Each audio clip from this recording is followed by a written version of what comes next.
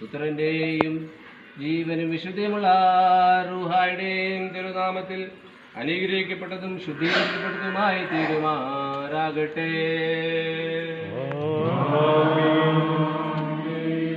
ആയതിനാൽ പിതാവിൻ്റെയും പുത്രന്റെയും ജീവനും വിശുദ്ധിയുമുള്ള റൂഹായുടെയും തിരുനാമത്തിൽ തന്നെ